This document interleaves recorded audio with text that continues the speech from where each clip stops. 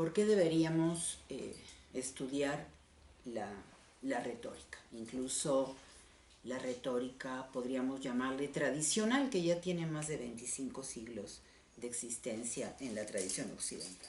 Que la importancia de la retórica está conducida, por supuesto, al debate sobre lo que debemos considerar verdadero, pertinente y conveniente, que tendríamos entonces que conocer, y un estudiante de bachillerato debería al menos conocer dos cosas.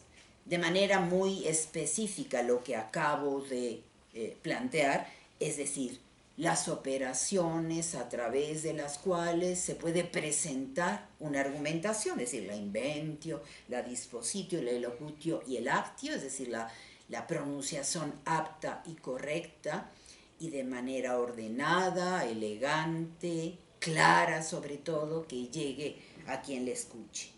Pero además de esto, creo yo que también tendría que conocerse, aunque fuera brevemente, esta historia de la retórica, puesto que en estos 25 o 26 siglos se muestra cómo fueron privilegiándose de estas cuatro operaciones, una en detrimento de las demás, y cómo en la actualidad quizá la parte que más nos interesa es la pronunciación apta o la actio, en relación por supuesto con la elocutio, que nos ayuda a tomar en cuenta cuando deliberamos, y no solo en el terreno político, sino también en el terreno epistemológico de los saberes, cómo llegar a acuerdos, sabiendo siempre que los acuerdos son temporales, pero que deben ir apoyados por una modalidad argumentativa fuerte.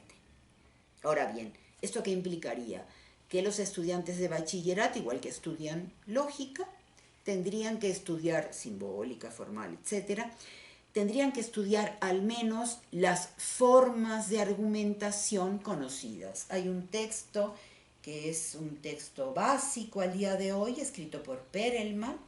Es un texto de neorretórica, es decir, retórica contemporánea, únicamente dedicado a las maneras de argumentar conocidas y sobre todo los terrenos o campos de saber donde son utilizadas.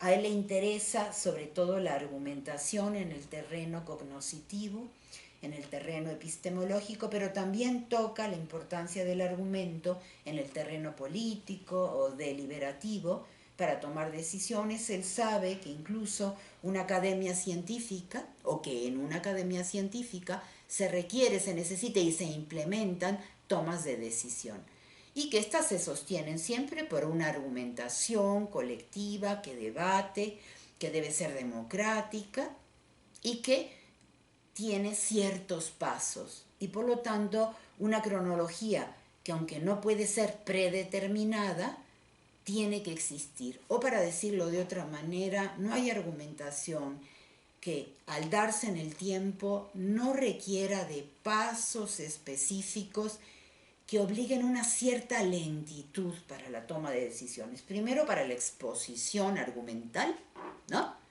Una exposición que puede llevar desde una introducción, una ubicación en el tema. Fíjense, estas partes en las que uno argumenta son las mismas partes de la vieja retórica. Primero se ubica en un campo de problemas un argumento, luego se divide ese argumento en partes que acerquen más a aquellos que escuchan o leen a una comprensión de lo que ahí se está argumentando, y luego lo que tiene que ver con los pasos que se tomen para que esto sea claro, que sea compartible, que se muestre su importancia, y finalmente cómo todo esto se reúne en una, ¿cómo podríamos llamarle?, en una puesta en escena. Cosa que alguien que no se considera retórico totalmente como Nietzsche sabía muy bien. No hay verdad que no se dé en una puesta en escena de la misma, por lo tanto tenemos que saber analizarla y estudiarla. Y esto es lo que los estudiantes de bachillerato tendrían que hacer. Para decirlo de manera más coloquial, si se quiere, la puesta en escena de la argumentación es lo que solemos llamar contexto, o lo que se suele llamar coloquialmente contexto, pero este contexto no es simplemente un fondo, diríamos, temporal, cronológico, histórico, cultural, sino todo aquello que no solo rodea, sino que permite que el argumento sea escuchado con precisión, se desenvuelva como se desenvuelve, pero sobre todo el contexto son esas pequeñas fuerzas que deciden cómo debe ser presentada la argumentación.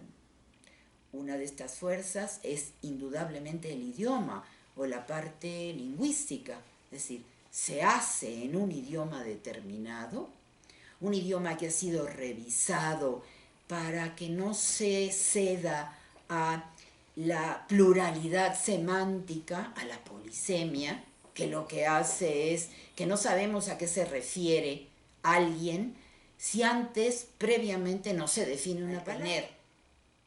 Un número determinado de palabras, que son en general no muchas, los significados que tenemos que darle, que son bastantes, obligan a que una sola palabra quiera decir varias cosas, no solo porque ha cambiado el sentido en el tiempo, sino porque así la utilizamos coloquialmente o a nivel muy específico dentro de estos apartados que llamamos saberes o ciencias o conocimiento institucionalmente aceptado.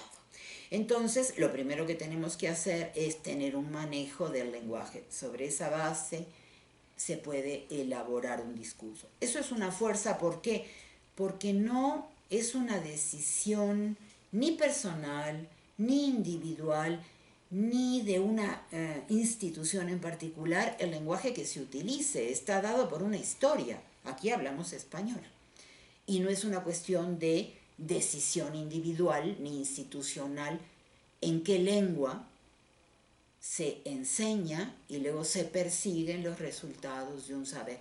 Y como esa fuerza, que es una fuerza a la que vamos a llamar correctamente retórica, tenemos que analizar y tenemos que aprender a analizar cuáles son esas fuerzas que están presentes en el contexto. Uno es el lenguaje, el otro es la fuerza de las instituciones. La institución, vamos a suponer, la escuela, decide contenidos, la manera en que son presentados, me refiero a contenidos pedagógicos de un saber determinado, de una materia determinada, y sobre todo decide de qué manera se va a comprobar que esos contenidos o esa información son conocidos por los estudiantes. Esto es lo que llamamos la base didáctico-pedagógica. Y esto está mucho más allá de las decisiones individuales de cada uno de nosotros. Es decir, si queremos llegar a ostentar el grado de bachiller o de licenciado, de maestro o de doctor, tenemos que pasar por una serie de pruebas y estas pruebas están controladas institucionalmente. Recuerden también ustedes que al primer pensador que se le ocurrió que el nivel de la prueba para sostener el ejercicio de la verdad era algo que debía ser estudiado fue Aristóteles. Aristóteles trabajó esta noción de prueba. Indudablemente la prueba es parte, quizá una de las partes más importantes, esta retórica de la argumentación. No hay argumentación que no se compruebe y que no convenza gracias a no solo la demostración, sino la presentación de pruebas. Esto se da en el universo del saber, pero también en el universo de lo jurídico. Estos serían entonces una serie de elementos que tendríamos que conocer y quizá para apropiarnos de ellos y poderlos manejar, hacerlo de una manera, ponernos de acuerdo con un orden discursivo para aprenderlos. Empezar por distinguir cuáles tipos de discurso hay, qué géneros del discurso habría, y luego entrar ya en las operaciones.